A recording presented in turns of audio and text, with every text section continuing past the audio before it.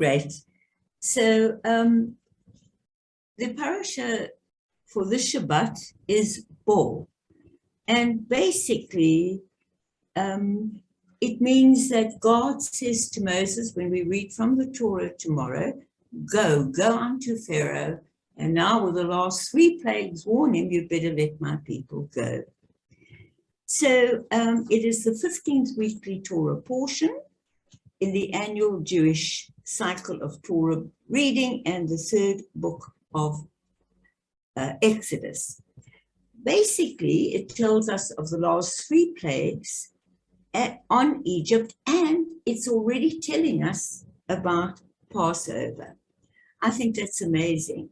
This parasha describes the first Passover, and it is also a part that we read when we actually come to Passover, which I believe we will probably in about April this year.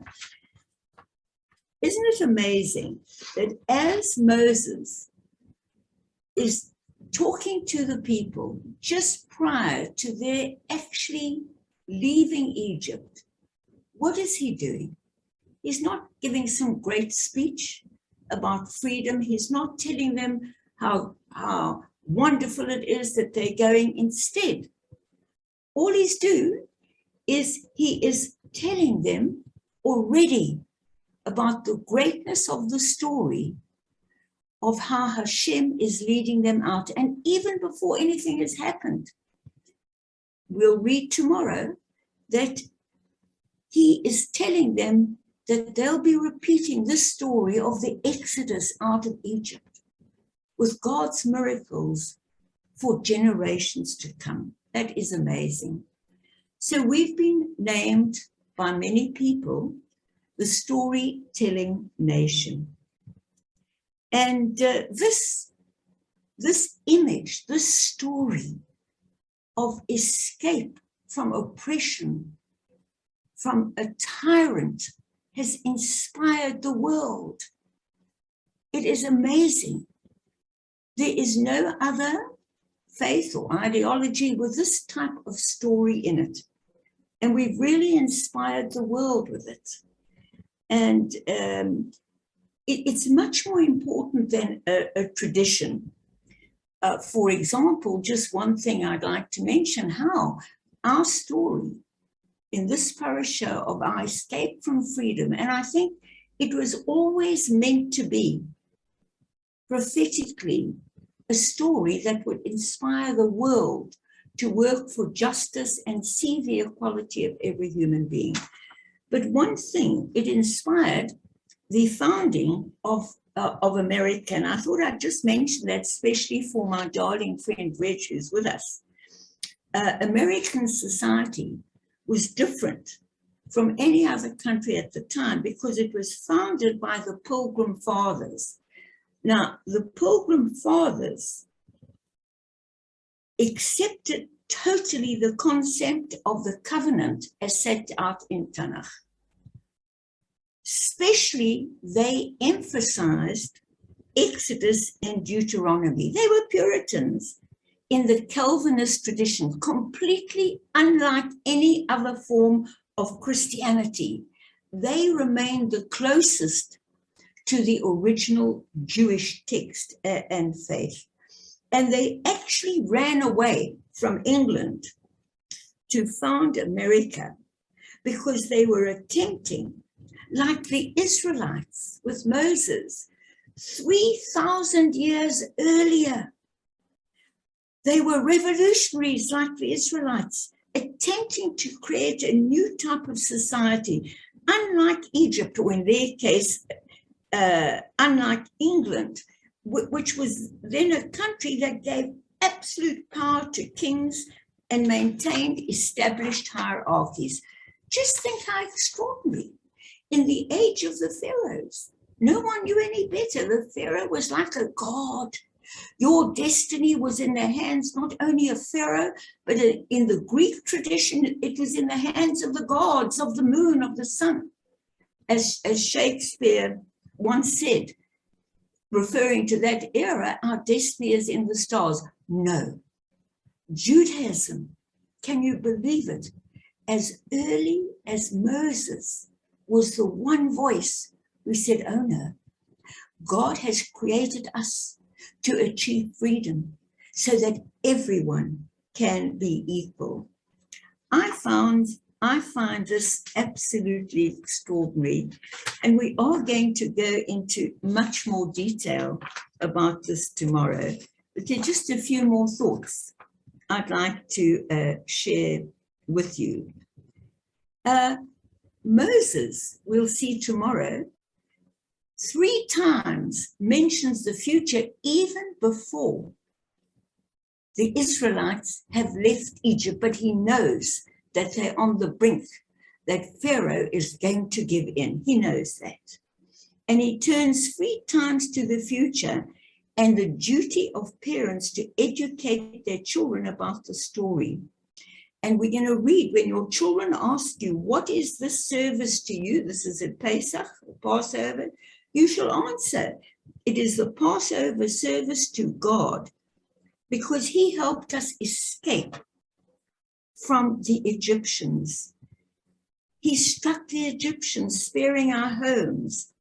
On that day you shall tell your child, it is because God did this for us, why we left Egypt. Your child may later ask you, what is this? And you'll answer them with a show of power, God brought us out of Egypt, the place of slavery. Now, that word Egypt today echoes right through to our era, because the word Egypt really is synonymous with escape from oppression, from hatred of the other, from countries with a populist leader where the freedom is being eroded. I personally believe that freedom is, and democracy, which it is called politically, is gravely challenged in the States and in our country today. And Baruch Hashem, there will be enough voices echoing this magnificent concept of equality before the law of all people and open opportunity to all.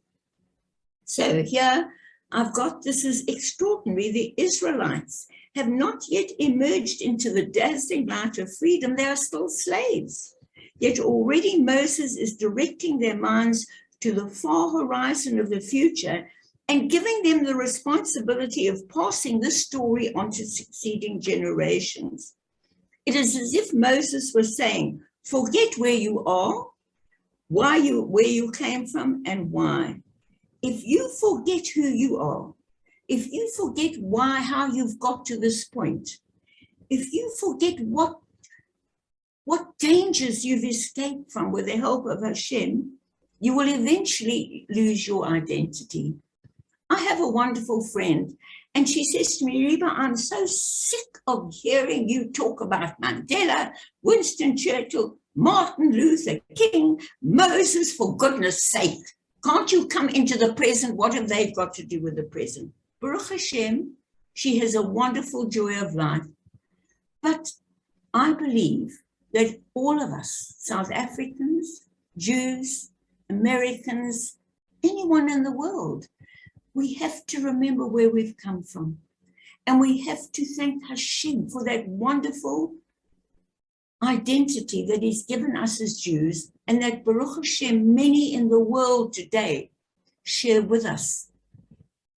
Many share that. And as South Africans, that identity is shared by the magnificent Ubuntu of Mandela and the Freedom Charter. And it's being eroded today before our very eyes. And therefore, we must stand up. And of course, in America, it was brought, the Old Testament disbelief was brought to the very foundation. So identity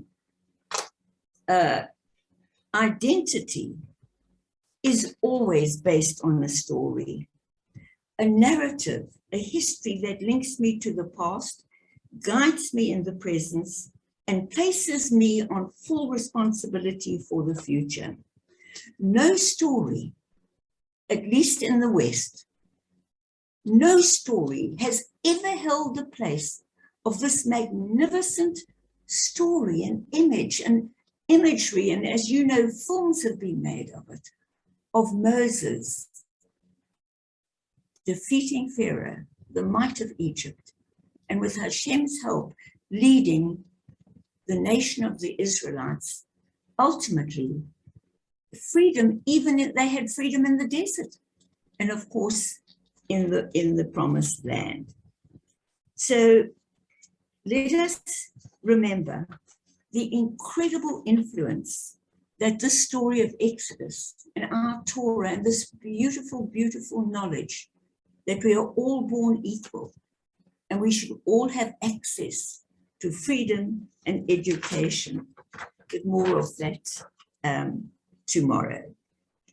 So we must never cease to travel that path towards freedom. Freedom is not complete in any country in the world today. Democracy is not complete. We are still traveling towards it. We have not yet reached any ideal state, but we have never ceased as Jews and many other people in the world as well who believe in this, to travel towards that journey's end. You know, many people say to me, you know, how can you keep a vision? How can you plan now when you don't even have the resources for that? No, you have to keep the vision. You have to take the first step. And when you take that first step and you're committed to a goal and a vision, the rest will follow, as indeed the promised land followed 40 years after they left Egypt. There are stories that ennoble people, that encourage them, that build their belief in that every human being is created in the image of God. And there are others that leave us prisoners, thinking about all our ancient grievances and impossible ambitions. Yes, we should remember the horrors of apartheid, but we cannot hang on to that. We have to take what we have now. And based on the incredible escape from that, as indeed the Israelites, and I know that the Old Testament and what they call covenantal ideologies had a great, great impact on the freedom fighters of this country, as indeed they had on the pilgrims who founded America. The Jewish story, in its way, the oldest of all stories of freedom, yet it's ever young. And we are all, each and every one of us, and many in the world today, identify with it and feel part of it. Storytelling is the great vehicle of moral education. It was the Torah's insight that a people who told their children the stories of freedom and its responsibility would stay free as long as humankind lives and breathes in hope. And as long as you and I, both as Jews, my non-Jewish friends, Reg, who's with us tonight, South Africans and Americans, realize and remember this incredible story, that it is actually the truth, that we have been created to live in freedom and in justice and respect each other. Thank you. Shabbat Shalom. Back to you, Mary. Baruch atah Adonai Eloheinu melech haolam borei pri hagafen. Amen. Amen. L'chaim. To life. To life. Baruch atah Adonai Eloheinu melech haolam hamotzi lechem min haaretz. Thank you very much, Viva, for your kind words and for your support that you have given me this week. Really appreciate it very, very much. Marion, it has been my honor, my pleasure. It is so important that we at our shul, our committee, Marion, myself, Jacob, Sorona, Peter, Harold, all of us actually, that we are here for each other. And you know, I just felt listening to that beautiful I don't know, Marion, that somehow this is what life is about. It's you and I, and those who've had your sides tonight, feeling that pain and perhaps sharing it, and going forward, and yet creating a life still for each other, a little bit of happiness, growing and looking at others. It's just being together. And I must say, this COVID-19 era and doing the shul in this way have brought us all, and particularly those of you who are joining us now, people from Cape Town, Hilda, Uta, Barbara. We've never been together every Shabbat evening, Kabbalat in the shul. My friend Reg from the States, he's made me feel as well that not only as Jews, but as Jews and as part of humanity, this is how we create a future, a better future than we have at this moment, Marion. And a better future for us and for everyone, and just supporting each other and being together as Hashem intended us to be. So with those words, Shabbat Shalom. Thank you for joining us. Thank you, Marion, for this beautiful service. Thank you, Jacob. Thanks to everyone. And we still have a few minutes, perhaps, if anyone would just like to open their cameras or say a few words. And please join us tomorrow. We'll be going into this parasha in much more detail at 10 o'clock. Thank you, and Shabbat Shalom, everybody. Thank you. Shabbat Shalom. Shabbat Shalom, and Marion, my deepest Shabbat Shalom, Marion. Shabbat Shalom, Long life. long Marion, life. Wish you long life. condolences. Again, I did send it on Facebook, but again, condolences to you and to Estelle and all the family. Thank you so much, Hilda. Much appreciated. And thank you, Uta. Thank you, Jacob, for keeping it all together, man. You do a Yeah. good job. Absolutely, absolutely. Thank you for your And support. thank you, Riva, also for that interesting information about Yeah. the pilgrims. It was very interesting. Yes, yes. You know, It was thank you wonderful. for continuing the praying for Gwen. I took her to the hospital this morning and yesterday morning, and she does need prayer. Thank you. Thank you very much. I'll see you tomorrow, God willing. Baruch Hashem. Thank you. Bye. Anyway, it's been Shabbat boiling Shalom, hot in Riva. Cape Town today. So I'm sorry to hear you've had these terrible storms. So, yeah. You know, up here in Gauteng, we are absolutely dramatic. We have these amazing thunderstorms in the afternoon. I know, I The know. excitement. And today I was so pleased. I was at home because of my babies. To keep them, yeah, to look after them because they Yeah. get so terrified. I know. Yeah. Yes, We they're had one storm terrified like in the that. storm. About a month ago. It was shocking, and the lightning was shocking. And everybody said that's what the Joburgers get all the time. But we've love never had a storm like that before. We've had lightning and thunder, but not like that. Not It's like very exciting. Johannesburg. We Yeah. used to have the rains in the 70s, but this year I think it's completely changed. I mean, I haven't seen Yeah. this type of rain or storms in my entire life. No, you're right. It's a global warming, but we won't go into that. We went into that last week. But you know, funnily, Riva, yeah, funnily, of course, I believe in global warming and everything. But when you think about it, I mean, what is the Karoo today was once underwater, and the Yeah. ice age, and there was no industrial industry then. They weren't digging coal then. What Mhm. explains those extreme changes of the weather pattern? You know, I and think The then- world is changing. The world's changing. If you look at how heat, Australia used to have this kind of heat 20 years ago. I mean, we used to play outside as kids and you never burnt like you burn now.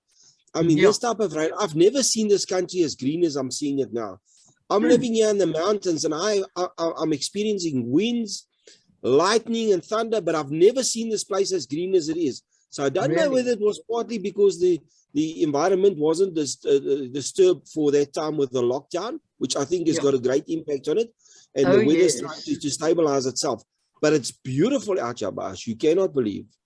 That's Where are you, lovely. John? If you go towards Meyerton, Walkerville, we sort of like in between Okay. Walkerville and Meyerton, close to where the Blue Saddle ranches are.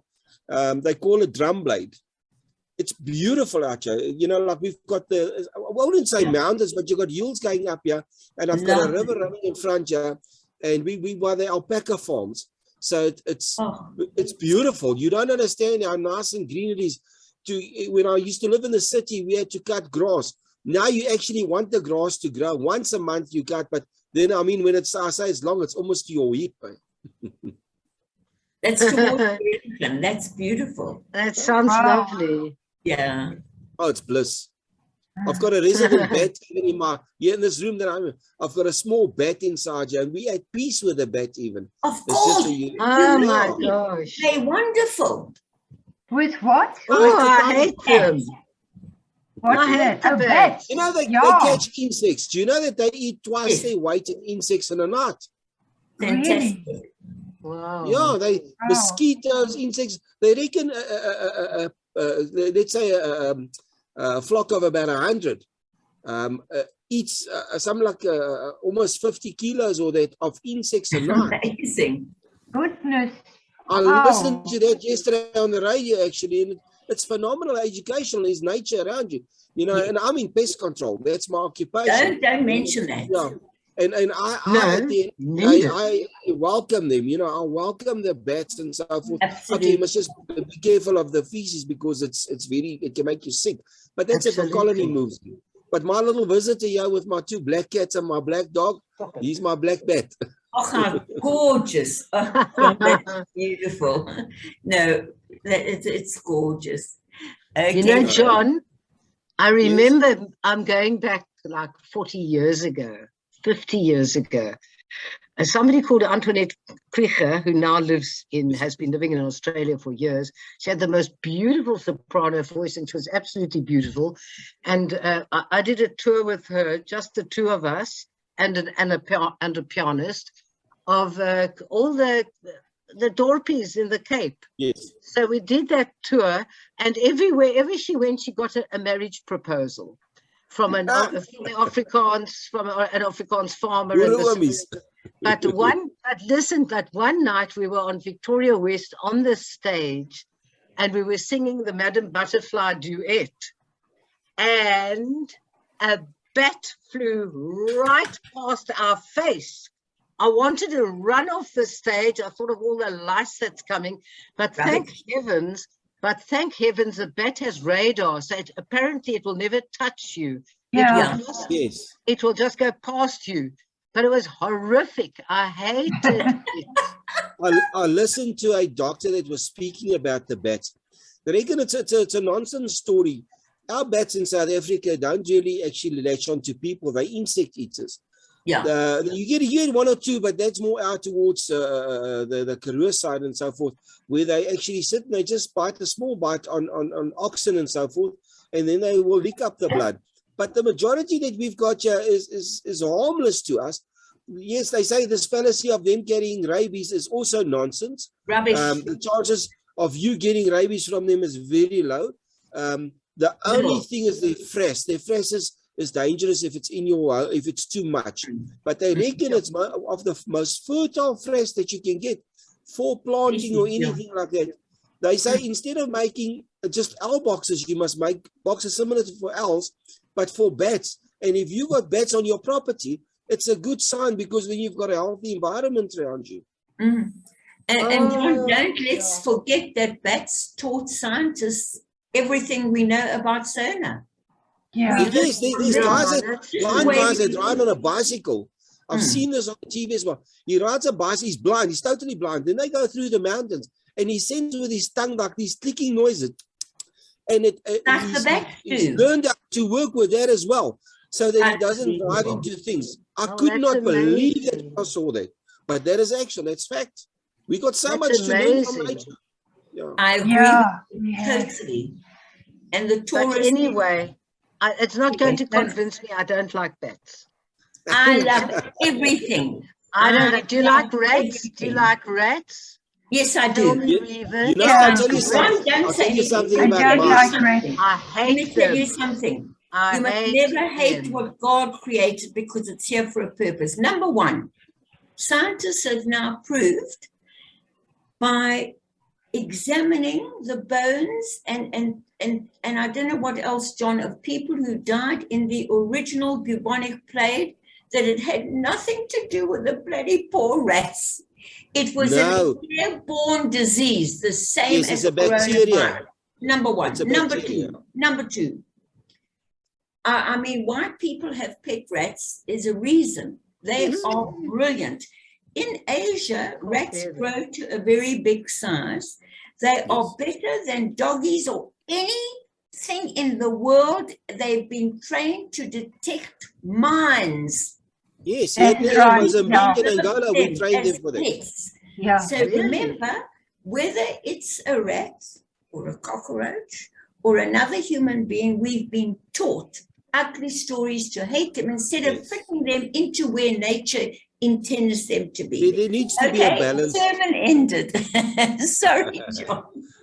No, but there needs to be a balance, but you're correct. Do you know that rodents, especially, are the best parents there's are? I used to breed, you're not going to like this, but I used to breed mice for snakes.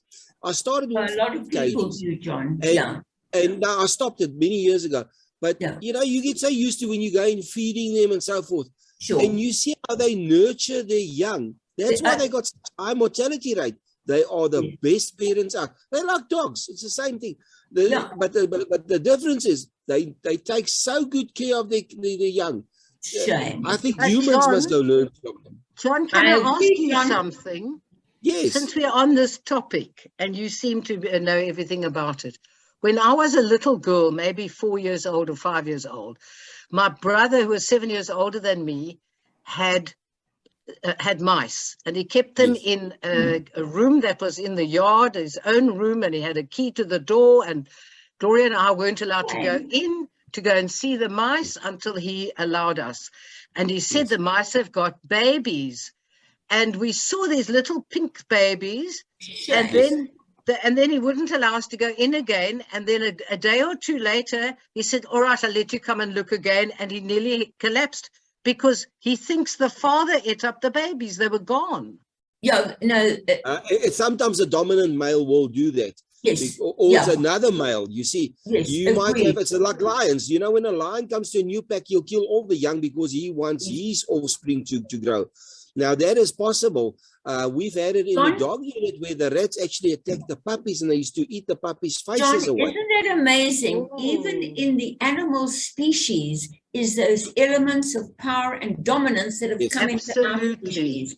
You know, really, Absolutely. and yet you hear of the most amazing stories of compassion in animals. I'll Yes. never Oh, yes. forget when a hippo stopped a young little baba zebra being swept downstream and saved it and put it on the Yes. land. So Yes. really, Yeah, how there's a can we balance. think superior? Yeah, no, but there, John has just told us he's right. A dominant, a But humans dominant are the same. tarantula as well, I think. Hey, eats as Humans are the same. If you go back in history, Yeah. when a king used to conquer a country, they would kill all the men and all Yes. the young. Even in Africa, if you go look at the tribes as well, they take the woman captive and all the boys and the Right. men would be killed. So on that note, that's why we look better at Torah and rather foster, live and let live in respect and love.